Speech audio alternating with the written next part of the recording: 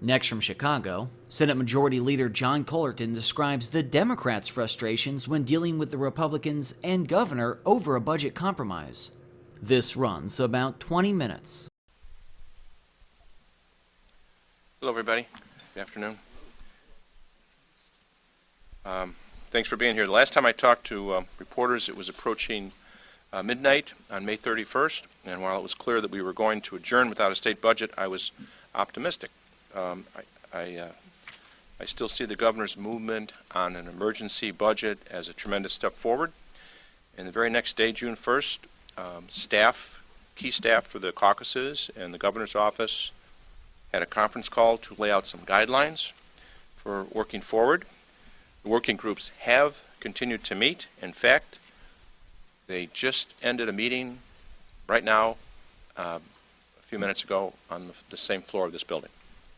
I should point out that the two Republican budget bills that were filed on the last day of session are the basis for those ongoing negotiations. And I had hoped that we would have had a deal on those proposals that the governor had signed off on by now. Unfortunately, that hasn't happened yet. But I remain optimistic that real progress is being made in these working groups from the reports I've been getting. Now, before I go any further, I think I may need to set the record straight on something.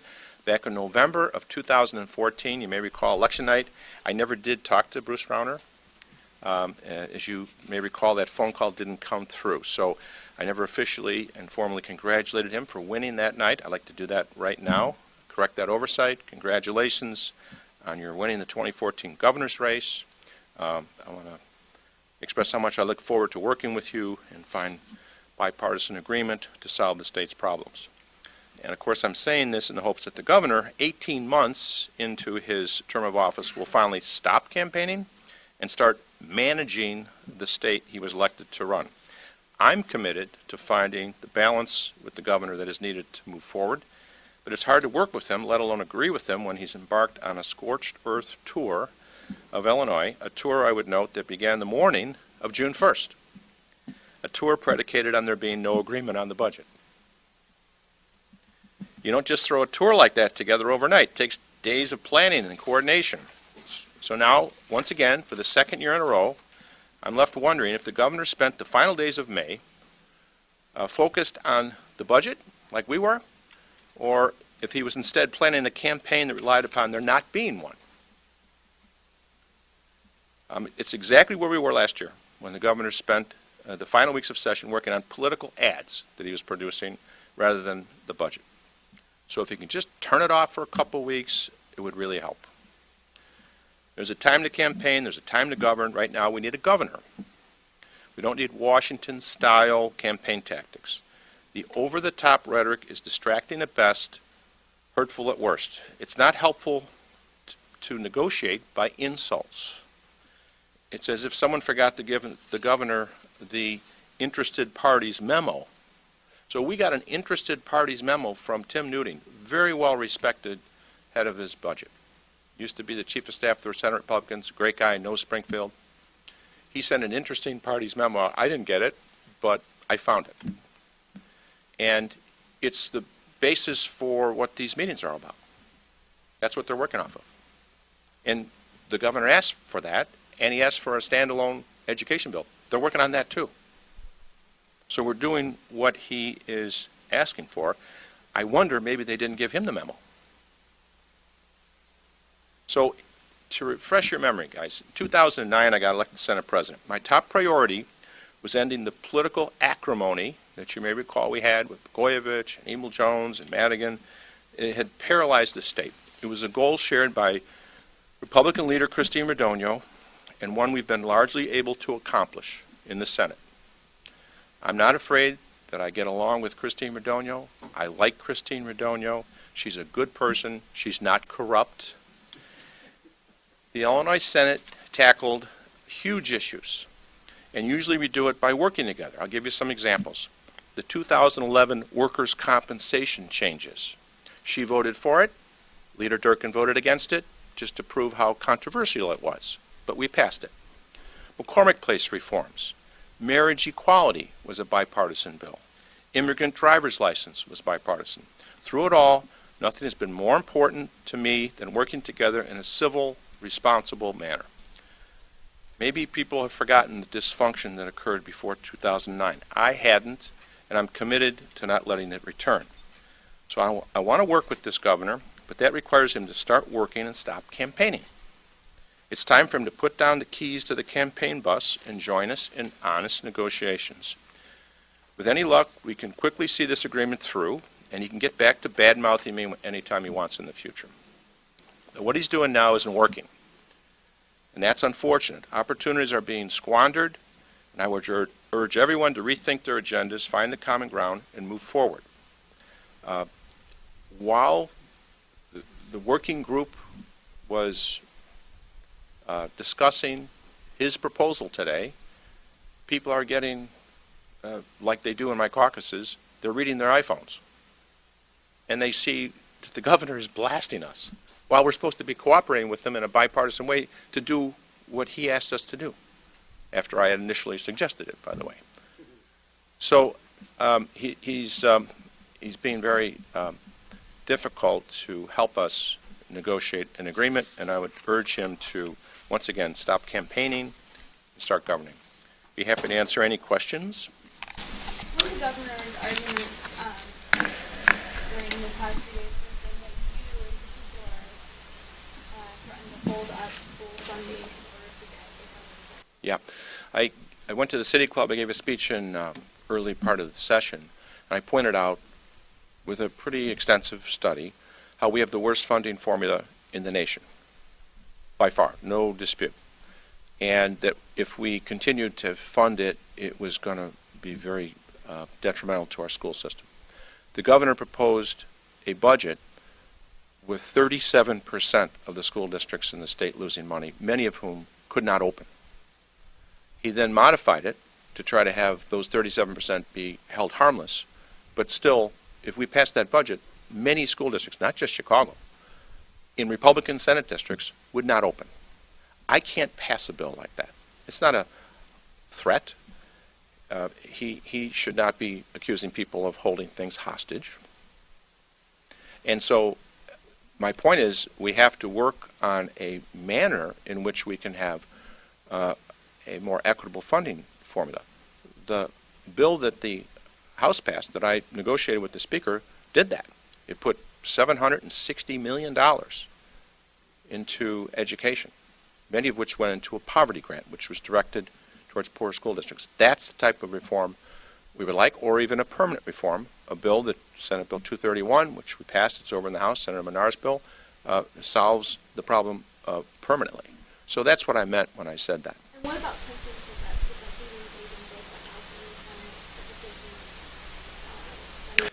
I don't think you mean pension pickup. Are you talking about pension parity? Sure.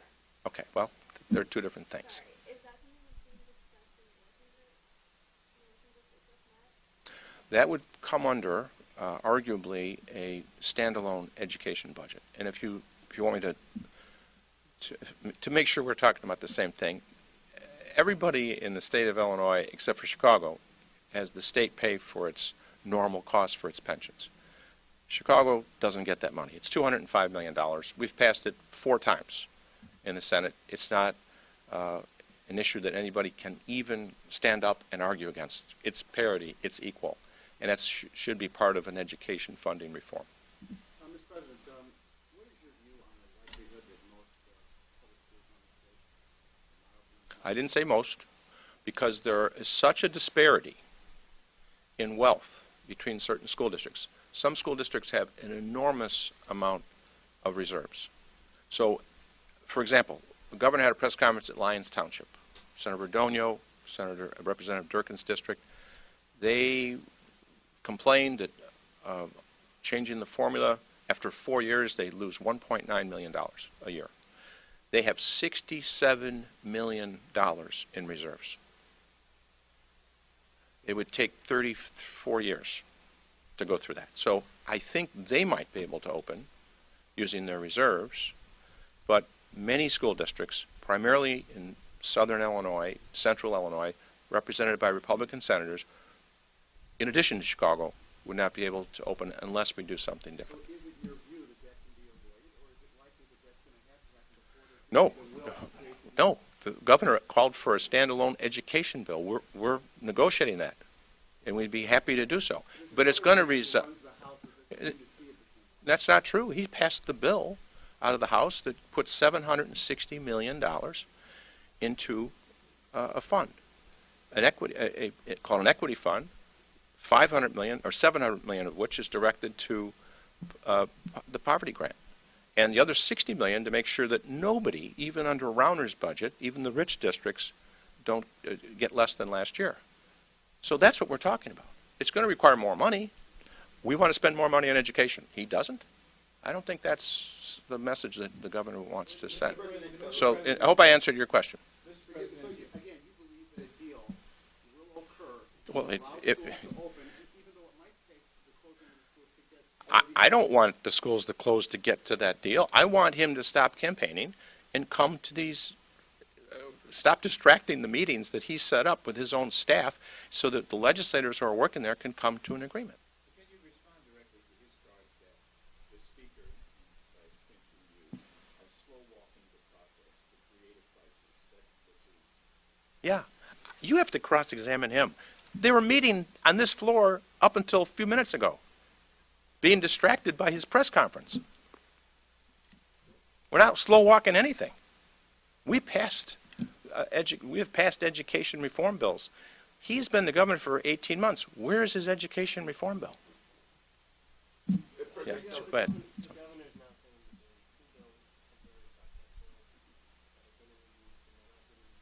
They're not getting called. Do you know the Constitution actually requires a bill to be read 3 times before you can vote on it? You might know that. Maybe he doesn't. We're using those bills. We got them the last day.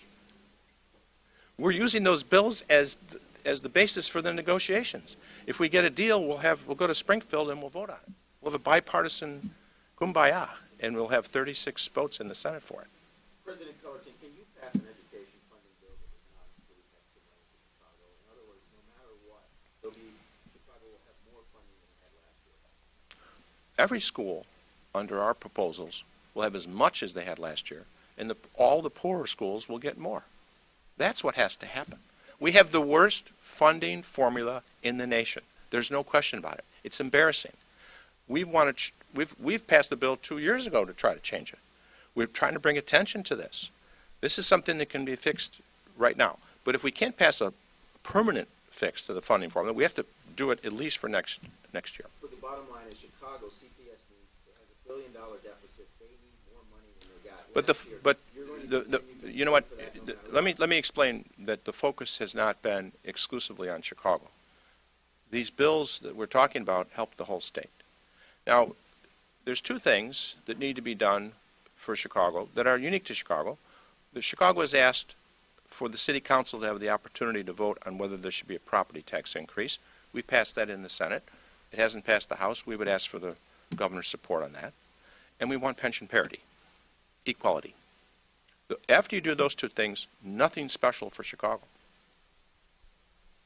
So just pass a bill that focuses money where there's a concentration of poverty. That's the weakness in our school funding formula. Every other state, that's the main factor. For us, it's not. Yes, ma'am.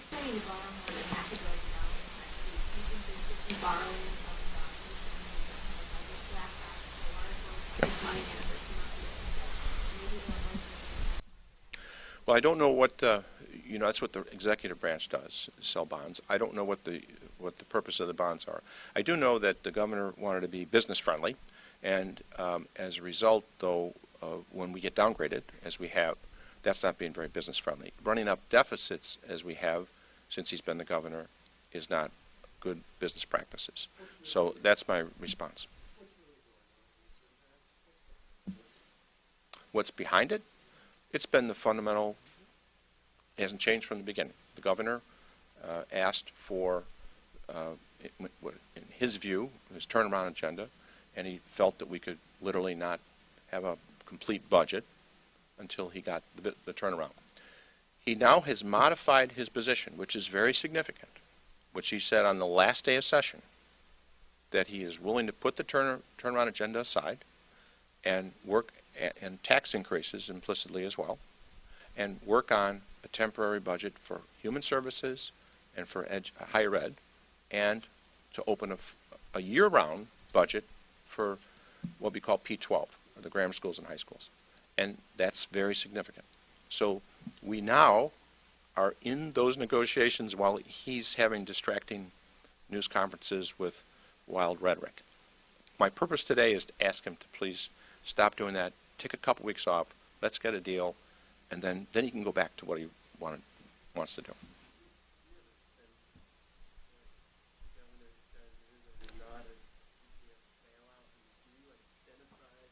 I just told you there's three parts. It's not a bailout to let the city council vote on a property tax increase. I'm going to define it for you. I have no idea if he knows what he's talking about when he says that word. Okay? Number two, pension parity. You can't argue against it. In fact, you could even go further and say, not only are we paying the normal cost for the downstate and suburban districts, but we're also paying the legacy cost. The cost that is to make up for the past underfunding. We're not even asking for that, because the Chicago public school pension system is better funded than the suburban and downstate. So we're just asking for parity. After we get those two things for Chicago, then we're asking for a formula that's a statewide formula with no special deals. So there is, it's just, that's what it is. That's what we're asking for. It's hard to argue against that. So they have to misrepresent it. What's the likeliest outcome in the near future? Is it going to be a standalone education bill? Is it going to be a temporary budget, which we thought we might get the governor to sign by this week? Is it going to be a full-on budget? What's the likelihood? The first two. A standalone education bill and a temporary budget. You feel confident? Yeah, it's a 6-month budget. It gets past the election, gets into the point in the session when you need a majority vote to pass legislation. We have to keep the universities open, otherwise some will close. They've already been adversely affected by the budget impasse. And there's human service providers that are not being covered by court orders that are going to go out of business unless we pass. And there's appropriation authority for operations of state government that the governor has asked for. Those things, along with a year-round budget. You have to have a year-round budget for P12 because you have to hire teachers for the whole year. And they have no other source of revenue. They were meeting today when they got distracted by the governor's press conference. That's why I'm here. Okay? Am I coming through here? How was the meeting before that? I wasn't in it. So you can talk to some of the members. I just heard about the distraction.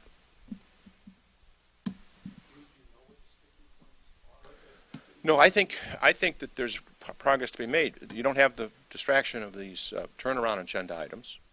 You're not talking about voting for a tax increase. You're talking about a limited amount of money. If you read the memo, you guys got the memo before I did, the interested parties. You read the memo, they identify a certain amount of dollars that they can spend. That is the Republicans. And that's what they're willing to spend. When it comes to education, the governor's made a counteroffer. It's not enough money.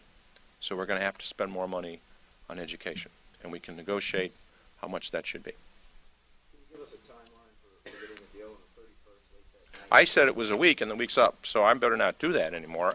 It depends on how many interruptions we're going to get from the governor. No, they're going to pay their pension payment. They're going to pay that. It's after that they would have trouble opening.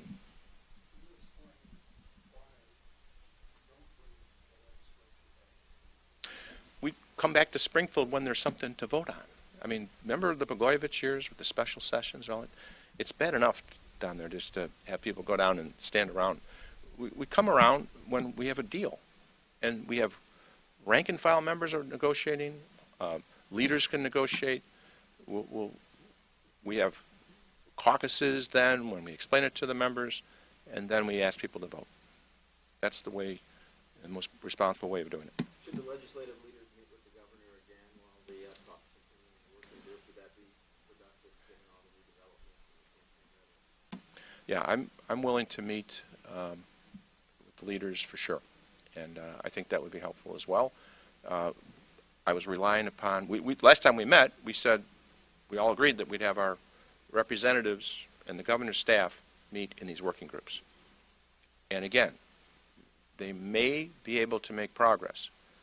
It's the behavior of the governor the day after he suggested that we do that that's been so distracting.